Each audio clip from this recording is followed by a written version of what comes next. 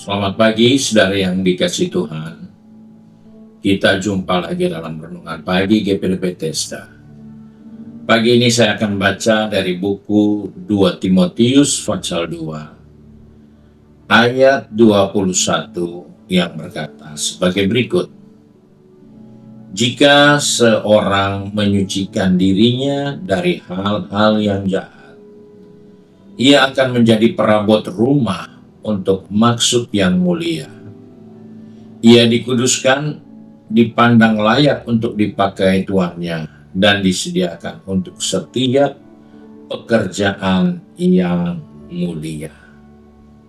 Puji Tuhan, kita menjumpai nasihat firman Tuhan kepada kehidupan kita tentang bagaimana kehidupan kita sebagai orang-orang percaya. Dikatakan siapa yang menyucikan dirinya. Ini adalah hal yang harus kita amati dan kita jaga dengan baik dalam perjalanan kehidupan kerohanian kita.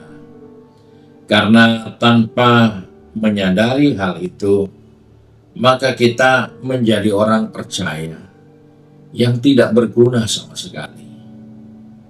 Karena pengertian dari menyucikan diri di sini adalah orang-orang yang menjaga kehidupan kerohaniannya jauh dari hal-hal yang merusak. Ini hal yang dikatakan oleh Timotius, bahwa orang-orang yang mau menyucikan dirinya adalah orang-orang yang menghindari dirinya dari hal-hal yang berbau dosa, yang banyak dipengaruhi oleh kata-kata, oleh pandangan, pikiran orang lain, oleh pergaulan-pergaulan, oleh kebiasaan-kebiasaan yang buruk. Dan itu adalah hal yang perlu disadari supaya kita menyucikan diri, kita menghindarkan diri dari hal-hal dosa seperti itu. Ada banyak orang percaya berdoa meminta Tuhan jadikan dia alat Tuhan yang baik. Pakai dia jadi hamba Tuhan, pakai dia jadi pelayan Tuhan, pakai dia jadi anak Tuhan yang bisa mengerjakan pekerjaan-pekerjaan yang Tuhan ingin dia kerjakan. Namun Tuhan tidak dapat berbuat apa-apa. Dia boleh berdoa, boleh berpuasa, Tuhan nggak bisa bikin apa-apa. Karena dari dirinya tidak ada respon yang baik, yaitu untuk menyucikan diri, membatasi diri dari hal-hal yang merusak kehidupan kerohanian. Dan itulah yang menjadi peringatan untuk saya dan kita semua, bahwa jika kita bisa menyucikan diri, yaitu menghindarkan diri kita dari godaan, cobaan, bujukan yang seringkali kita berpikir singkat, oh ini baik, ini masih benar, tetapi ternyata itu merusak kekudusan kita, maka kita tidak akan menjadi alat yang dipakai Tuhan.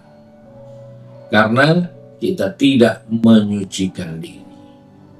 Ada banyak orang bisa ikut Tuhan, tapi di tengah jalan ketika dia melihat ada orang-orang seperti eksklusif, seperti orang yang dipakai Tuhan lebih dari yang lain, maka dia mulai terpengaruh dengan orang itu dan dia mulai menerima suntikan-suntikan, masukan-masukan yang tidak baik.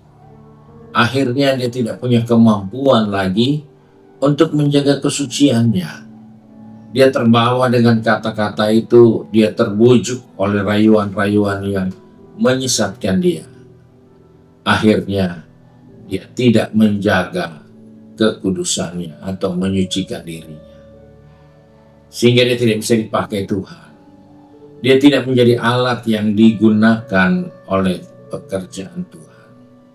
Karena dia tidak punya respon yang baik untuk menyucikan dirinya. Memang tidak mudah untuk melakukan tugas ini.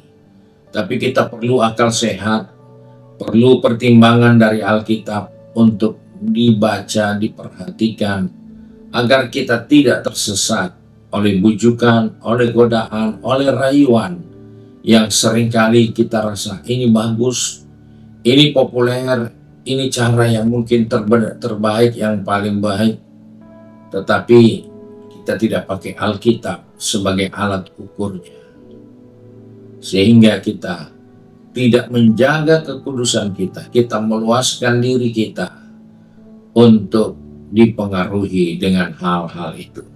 Sebab itu dikatakan tadi, orang-orang yang bisa menyucikan dirinya dari godaan, dari bujukan, maka Tuhan akan menggunakan dia menjadi perabot-perabot di dalam rumahnya, menjadi alat-alat yang mulia untuk melayani Tuhan.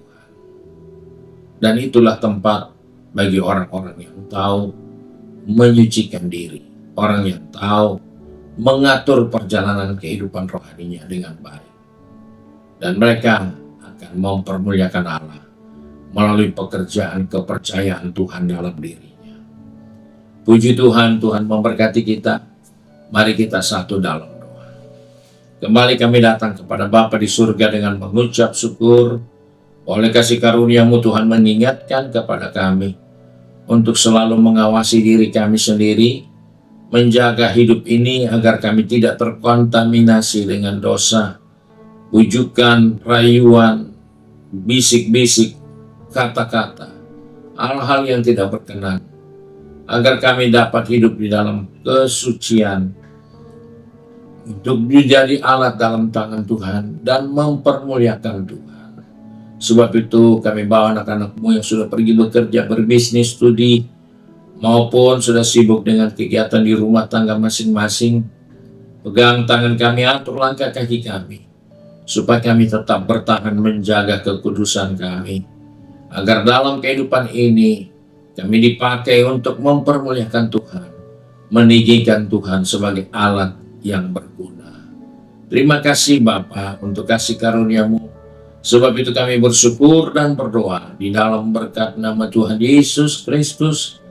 Haleluya. Amin. Puji Tuhan. Tuhan Yesus memberkati kita dan selamat pagi.